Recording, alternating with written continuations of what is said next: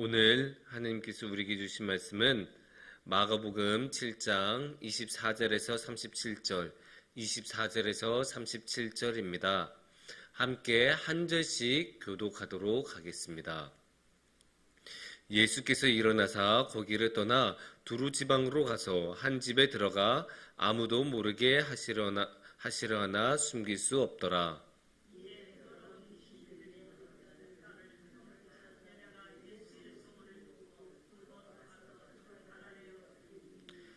그 여자는 헬라인이요 수르보니게 족속이라 자기 딸에게서 귀신 쫓아내 주시기를 간구하거늘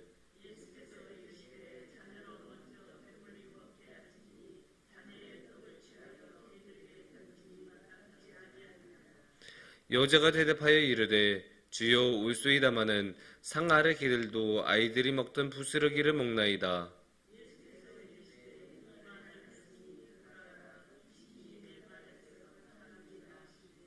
여자가 집에 돌아가 본즉 아이가 침상에 누웠고 귀신이 나갔더라.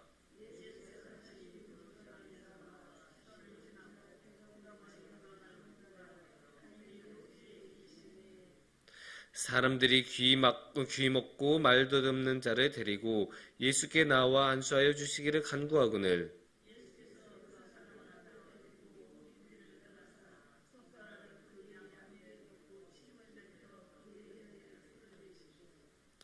하늘을 우러러 탄식하시며 그에게 이르시되 에바다 하시니 이는 열리라는 뜻이라.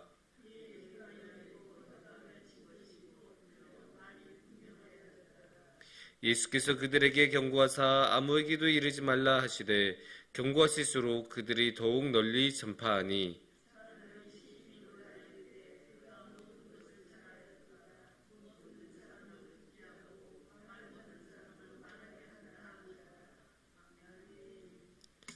아멘. 예, 우리 여러분 사랑하는 성도님들 모두 은행 이용하시죠? 은행 이용해 보신 적도 있으실 거고 지금도 이용하시고 계실 것입니다. 근데 이렇게 은행을 이용할 때 옛날에 비해서 요즘은 굉장히 힘들어지고 어려워진 게 한 가지가 있습니다. 그건 바로 본인 인증입니다. 옛날에는 이거 우리 남편 통장이요 하면 해주기도 하고 막 그랬었는데 요새는 그런 거 일절 없죠. 이제는 무조건 본인이어야만 할 수 있습니다. 뭐 은행에 가서 하는 거는 그렇다 쳐도 인터넷으로 아니면 우리가 이렇게 핸드폰으로 은행 업무를 보려고 할 때 이 본인 인증이 우리의 발목을 잡는 경우가 굉장히 많습니다. 너무 복잡하기도 하고 프로그램 설치해야 되는 것도 많고 해야 되는 절차도 많고 또 핸드폰이 없으면 아예 본인 인증을 못하는 경우도 많습니다. 그래서 본인 인증이라는 게 굉장히 복잡하고 우리를 힘들게 합니다. 물론 본인 인증은 이제 꼭 해야 돼요. 반드시 해야 돼요. 워낙에 그 남들이 이제 사기치거나 범죄에 악용하는 경우가 많기 때문에 이렇게 본인 인증은 할 수밖에 없는 상황이지만 이 본인 인증 때문에 우리가 정작 우리 자신이 사용할 때도 피곤한 경우가 굉장히 많습니다.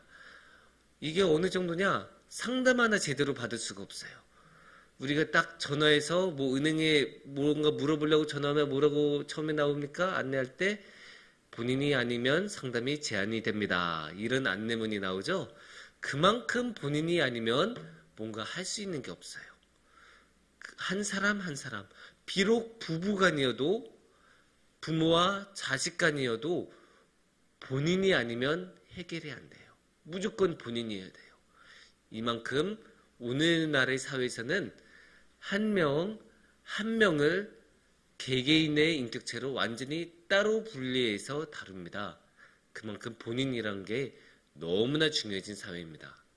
물론 방금 전에 말씀드린 그런 범죄와 관련된 것들이 너무나 많이 일어났기 때문에 이렇게 하는 것이 당연하고 시대의 흐름이 될 수밖에 없습니다. 그래서 이게 은행에서만 그런 게 아니고 모든 면에서 다 그렇게 되어가기 시작하죠. 뭐 우리가 의료보험 같은 거 할 때도 본인 인증하는 게 굉장히 중요하고 투표 같은 거 할 때도 본인 인증하는 게 굉장히 중요하죠. 이런 식으로 본인 인증이 된 것, 그리고 한 명 한 명이 각자의 것으로 살아가고 활동하는 게 너무나 중요해졌습니다. 그러면 여기서 우리가 물어볼 수 있는 것이 하나가 있습니다. 그러면 목사님, 신앙에서도 본인 인증이 너무나 중요합니까? 이거에 대해서 그렇다라고 말할 수도 있고 아니다라고도 말할 수 있겠지만 그 정답을 우리가 제대로 보려면 무엇을 봐야 합니까? 당연히 말씀을 봐야 합니다. 그리고 오늘 말씀에 그래서 어떻게 이야기를 하고 있는지 말씀하고 계신지를 한번 보겠습니다. 오늘의 말씀은 어떤 말씀이냐? 오늘의 말씀은 마가복음 7장 24절에서 37절 말씀인데 두 가지 이야기가 하나로 묶여 있는 상황이죠. 처음에는 24절에서 30절이 하나의 덩어리일 거고 그 다음에는 31절에서 37절이 하나의 덩어리일 겁니다. 그래서 앞선 이야기에서는 무엇이 주제입니까? 예수님께서 수르보니게 여인을 만나서 나누신 대화와 치유하시는 내용입니다.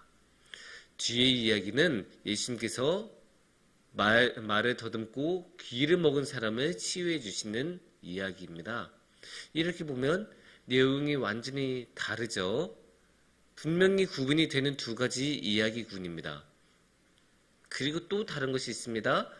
어떻게 다를까요? 각 이야기들이 진행이 되는 장소마저 다릅니다. 어떻게 나올까요? 24절을 보면 24절에서는 이렇게 설명하고 계시죠. 예수께서 일어나서 거기를 떠나 두로 지방으로 가서라고 말씀하고 계십니다. 두로는 어디냐? 우리가 성경 지도 같은 거를 보면 이렇게 이스라엘이 여기까지가 이스라엘이라 그러면 두로는 이 이스라엘보다 더 위에 있는 이 정도 되는 지점에 있는 곳이 두로예요. 그래서 쉽게 말해서 두로는 이스라엘 밖에 있는 지역입니다. 이스라엘보다 북쪽에 있는 지역입니다. 그러면 두 번째 이야기는 어디서 이루어지고 있느냐? 31절을 보면 그게 나와요. 31절을 보시면 예수께서 다시 두로 지방에서 나와 시돈을 지나고 데가볼리 지방을 통과하여 갈릴리 호수에 이르시매라고 나옵니다. 아까 두로 지방으로 가셨다고 했는데 이제는 두로 지방으로 쭉 내려와서 쭉 시돈을 지나고 그 다음에 데가볼리를 지나서 갈릴리 호수로 오십니다. 갈릴리 호수는 굉장히 친숙하신 지명이죠. 성경의 복음서의 많은 내용들이 갈릴리 호수를 배경으로 진행이 되기 때문입니다. 이렇게 보면 오늘의 말씀은 앞부분과 뒷부분은 내용도 다르고 이 진행이 되는 장소도 다릅니다. 그럼에도 불구하고 이 두 가지 이야기를 하나로 묶을 수 있는 공통점이 있습니다. 첫 번째는 무엇일까요? 치유가 일어난다는 거예요. 예수님께서 치유를 해주십니다. 수르보니게 여인의 딸도 치유해 주시고 귀먹고 말도 듣는 사람도 치유해 주십니다. 그리고 두 번째가 있어요. 두 번째는 이 치유를 받는 사람을 위해 다른 사람이 나서서 예수님께 간구한다는 점입니다. 이게 굉장히 중요한 점이에요. 우리가 앞선 이야기에서는 어떻게 나오냐? 26절을 보면 이렇게 나오죠. 26절에 그 여자는 헬라인이요 수르보니게 족속이라 자기 딸에게서 귀신 쫓아내 주시기를 간구하거늘. 자신의 병이나 어려운 점이 아니죠. 자신의 딸이 귀신에서 해방되기를 원하는 것이 지금 이 여인의 간구였고 그래서 자기가 아니라 딸이라는 타인을 위해서 하는 간구입니다. 그 다음에는 예수님께서 하시는 말씀에서 중요한 말씀이 두 번째 이야기에서는 32절을 같이 보시면 좋겠어요. 32절에서는 이렇게 말씀하십니다. 사람들이 귀먹고 말더듬 자를 데리고 예수께 나와 안수하여 주시기를 간구하거늘. 여기서 간구하는 사람들이 누구예요? 귀 먹고 말 더듬는 사람입니까? 아닙니다. 누가 간구한다고요? 사람들이. 이게 중요한 거예요. 사람들이 한 거예요. 말 더듬고 귀가 먹은 사람은 아마 예수님이 이 동네에 오셨다는 것조차도 몰랐을 거예요. 왜냐?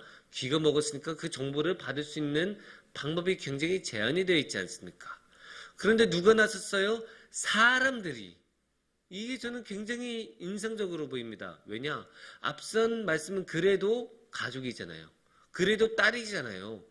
미성년자 딸이라면 당연히 부모가 나선 것이고 그 부모가 대리자로서 나서는 것이 너무나 당연하다고 할 수 있는데, 두 번째 이야기는 가족도 아니에요.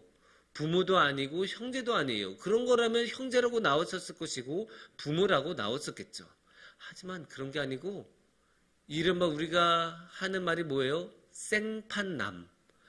전혀 관계가 없는 완전히 남이, 완전히 다른 사람이 나서서, 그것도 한 명이 아니에요. 여러 사람. 뭐라고 나왔어요? 사람들이 나서서 이 귀먹은 사람을 위해서 예수님께 간구하고 있어요.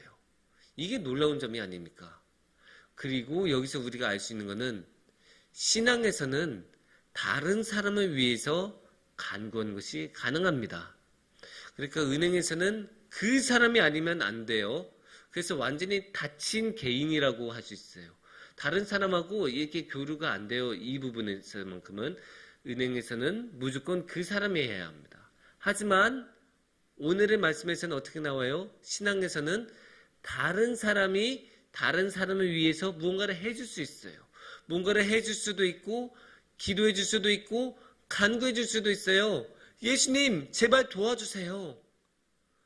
비록 예수님 처음에는 안 한다고 하시더라도 그 간절한 간구로 예수님의 마음을 돌려서 할 수 있도록 다른 사람을 위해 간구할 수 있기도 하고, 가족이 아니고 전혀 관계가 없는데도 다른 사람을 위해서 할 수 있습니다. 정말로 놀랍지 않습니까? 그냥 가족도 아니고 완전히 다른 사람, 정말로 완전히 다른 사람이 그저 이 사람에 대한 마음이 있어서 그 마음 하나만으로 나서서 예수님께 간구해 주시니까 예수님께서는 어때요? 그 간구를 들어주시고 손을 얹어주시고 치유해 주셨어요. 놀라운 점입니다. 이게 그럼에도 불구하고 잘 이해가 안 되고 믿기지 않는 분들이 계실 수도 있어요. 아니 어떻게 남을 위해서 그렇게 할 수 있습니까? 어떻게 다른 사람을 위해서 간구해요? 어떻게 한 사람이 다른 사람의 그런 일들을 해줄 수 있겠습니까? 하지만 해줄 수 있어요. 오늘의 말씀에서 그렇게 말씀하시고 있고, 오늘의 말씀에서 두 가지 이야기를 들어서 그게 가능하다고 보여주고 있고, 또 심지어 그것이 가능하다고 너무나 잘 보여주는 사건이 있죠. 그게 무엇입니까? 저기 있는 십자가 사건입니다. 십자가 사건이야말로 예수님께서 다른 사람을 위해서 해주시는 것이 아닙니까? 예수님께서 우리는 예수님하고 가족이 아니지 않습니까? 우리는 예수님하고 피로 이어진 가족이 아닌데도 예수님께서는 우리를 위해서 그 십자가를 지어주시고, 예수님께서는 그 모든 죄를 짊어주시고 우리를 위해 십자가를 지셨습니다. 이게 가능하다는 것을 예수님께서는 몸소 보여주시고 몸소 행동으로 옮기셨습니다. 여기서 우리가 아주 중요한 것 한 가지를 생각해 볼 수 있습니다. 이렇게 다른 사람을 위해서 행동한다는 것은 무슨 뜻이 있냐면 우리가 혼자가 아니라는 점입니다. 개인이 이렇게 다친 개인으로 본인이 혼자서 다 해야 되고 본인만 할 수 있다면 결국 이 사람은 혼자예요. 하지만 신앙은 다른 사람을 위해서 할 수 있다는 것을 보여주고 있잖아요. 그러니까 우리가 힘들어서 다 못하더라도 다른 사람이 우리를 위해 도움을 줄 수 있고 우리도 다른 사람을 위해서 도움을 줄 수 있습니다. 그만큼 우리는 혼자가 아닙니다. 아무리 힘든 일이 있더라도 우리는 함께 갈 수 있고 최소한 한 명 예수님만큼은 어떠한 어려움 가운데서도 십자가 가운데서 우리와 함께 해주십니다.